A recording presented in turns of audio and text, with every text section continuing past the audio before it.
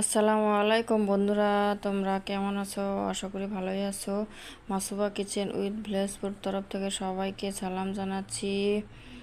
এই দেখো আজকে রেসিপিটা কি নিয়ে আসলাম। আমি আশা করি সবাই আমার সম্পূর্ণ ভিডিওটা দেখবে, ফুল ওয়াচ করবে। আর যারা সাবস্ক্রাইব করো নাই তারা প্লিজ আমার চ্যানেলটাকে সাবস্ক্রাইব করে আমার সঙ্গে থাকো। আর যারা করেছে তাদের জন্য অসংখ্য ধন্যবাদ। আজকে আমি মুরগির মাংস রেসিপি নিয়ে আসলাম। প্লিজ সম্পূর্ণ ভিডিওটা তোমরা দেখতে থাকো। আর লাইক কমেন্ট বন্ধুরা আর শেয়ার করবে।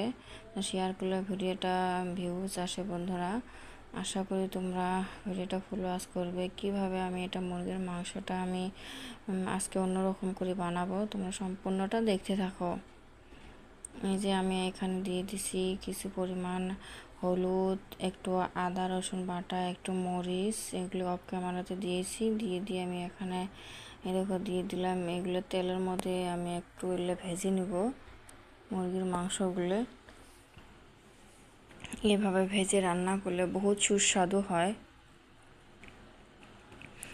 এখানে আমি আলু কেটে ধুয়ে নিয়েছি ওই পাত্রটাতে, যেখানে আমি মুরগির মাংসটা মেখে নিয়েছিলাম। ধুয়ে এখানে তুলে নিলাম। একটু আমি এখন এগুলো মাংসের সঙ্গে আমি একটু ভেজে নিব। এইভাবে মাংস রান্না করলে বহুত টেস্ট হয়। আগে তেলের মধ্যে কিছু পরিমাণ ভেজে নিলে অসাধারণ টেস্ট হয়।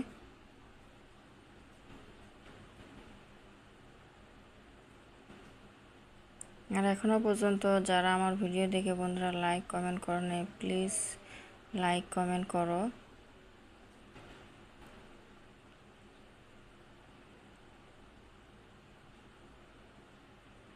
এই যে এখানে আমি যেভাবে ভাজা হয়ে গেছে একটু, আমি তারপরে আমি এই যে এখানে পেঁয়াজ কুচি দিয়ে দিলাম, 3টা পেঁয়াজ কুচি। এই যে এখানে আদা রসুন মরিচ পেঁয়াজ বাটা সবগুলো একসঙ্গে আমি মিক্সির মধ্যে বেটে নিয়েছি।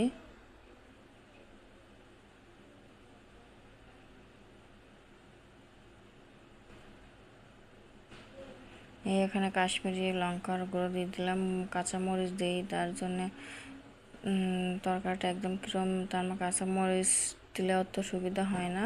এটা কাশ্মীরি মরিচটা দিলে দারুণ হয় দেখতে। মশলার গুঁড়ো সবগুলো পরিমাণ মতন দিয়ে দিলাম। এখানে লবণ। এখন এটা আমি নেড়ে চেড়ে নিব ভালোভাবে।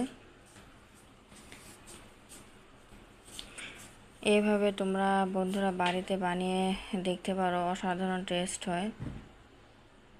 আগে মাংসটা কিছু পরিমাণে একটু ভেজে নিলে তারপরে রান্নাটা করলে বহুত টেস্ট হয়। তোমরা চাইলেও মাংসটা এখানে তুলেও নিয়ে রান্না করতে পারবে, অসুবিধা নাই। আমি একবারে এখানে আগে তেল আসলে একটু, এখন তেলটা একটু কম হবে জন্য আর একটু দিয়ে দিলাম।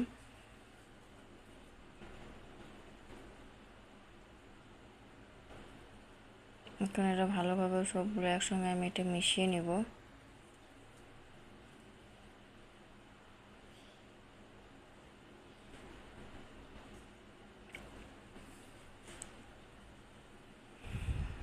এই যে আমার মিশানো হয়ে গেছে। এই দেখো একটু একটু করে কষায় নিচ্ছি, কত সুন্দর রান্নাটা হবে লাগছে, অসাধারণ। কষানির মধ্যে অসাধারণ হবে লাগছে। আরও তো পুরোটা এখন হয়েই নাই। আমি একটু একটু জল দিয়ে কষে নেব, সব ক্যামেরায় একটু জল দিয়েছি।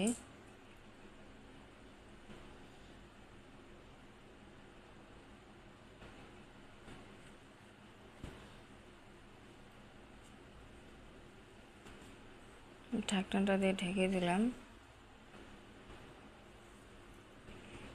এই যে আমার সম্পূর্ণ কষানিটা হয়ে গেছে, আমি এখন জলটা দিয়ে দিলাম এখন সিদ্ধ হওয়ার জন্য আর কি।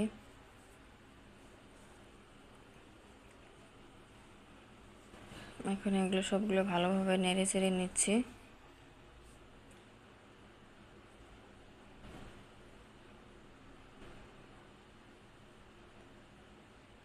তরকারিটা হেভি টেস্ট হবে বন্ধুরা, বহুত সুস্বাদু, দেখেই বোঝা যাচ্ছে।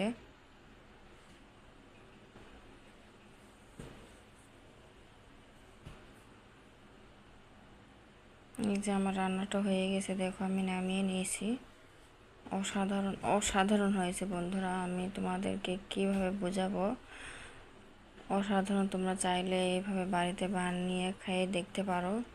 খুব টেস্ট হয়, খুব সুস্বাদু হয়। আর তোমরা প্লিজ লাইক কমেন্ট করো।